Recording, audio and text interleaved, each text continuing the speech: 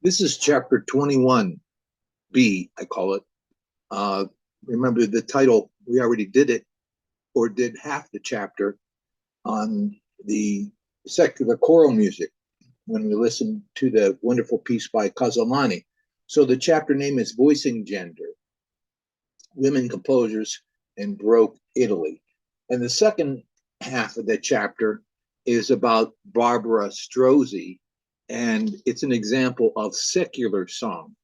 So we're in the Baroque, 1600 to 1750 song. It's for solo voice and accompanied in this case, and it's non-sacred, it's secular.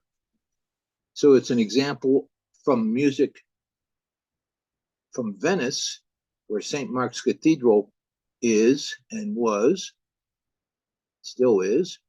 And Venice was a city state, didn't become Italy too much later. And the piece of music is an example of a Baroque aria. And an aria is Italian for song. But an Italian aria is a particular type of song, and it's often found in opera, but this is not from an opera.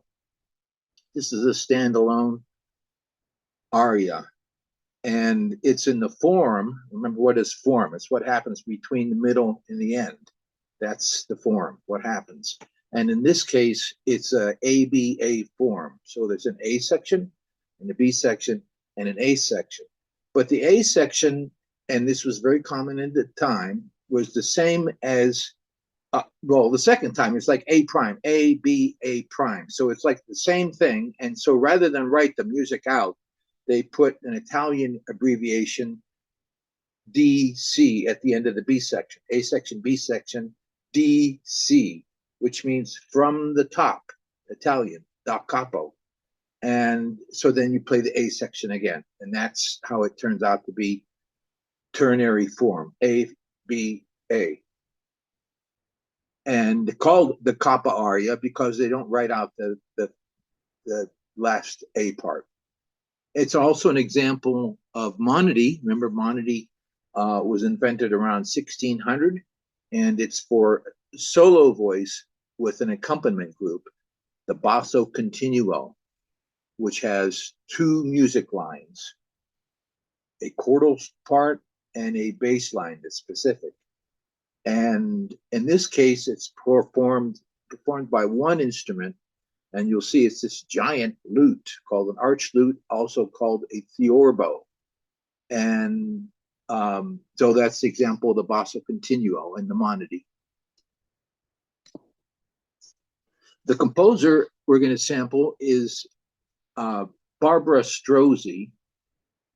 She was a singer-composer, very successful woman at this time in non-sacred music, in secular music, was one of the few women of her day to pursue a composing career in the secular world.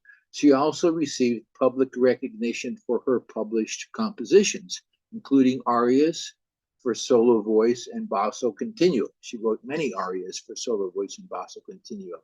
And she had 8 volumes of music published in her lifetime. So they wouldn't publish 8 if number 1, number 2, 3, 4, 5, 6, and 7 were successful and being sold. 1619 to 1677. And she was pretty lucky because she not only had talent, but she had great education because of her wonderful father who took care of her. And it states that she was probably illegitimate daughter of a Venetian poet playwright, Julio, how would you say that in Italian? Strozzi. So she had special education in that, most people were not available to have this kind of an education. And then she had, help getting jobs. And so this always helps when you are from people that are well known and your family is well known and has money, and that's just the way it is. So her arias are often about unfulfilled love, which is a popular subject.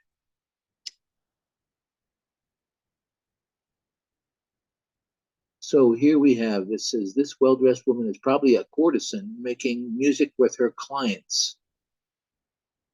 Musical entertainment. I don't know exactly what that means, but somebody's pointing to music. She has the book. They must be talking about music. Is this an ensemble that's performing? Making music with her clients. Barbara Strozzi.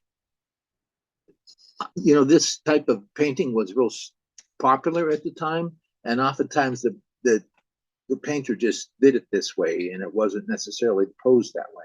But also, I could see the painter saying, Barbara, no one's ever going to see this painting. Don't worry about it. So the song we're going to hear is in Italian, Amor Domiglione, Sleepyhead Cupid. It's a real cute song, and try to pay attention to the A section and the B section, and then when the A section comes back, and there is a contrast between the two, A and B, and try to identify that. There's a lot of word painting, and when she's singing about Cupid's arrows, it's an upward melody, and Cupid's laziness, there's a static melody, and Cupid, stop sleeping, get up, wake up now, for while you sleep, my joys sleep too, and my pains are awake. Cupid, don't be a good for nothing. Arrows, arrows, fire, fire, get up, stop sleeping. Cupid, wake up, get up now. That's the A section. And the B section, oh, lazy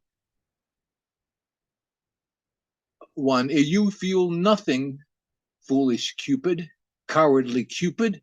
Alas, while I stay here consumed with ardor, you are sleeping, Cupid. This is more than I can stand. Anyway, let's listen to a piece of music.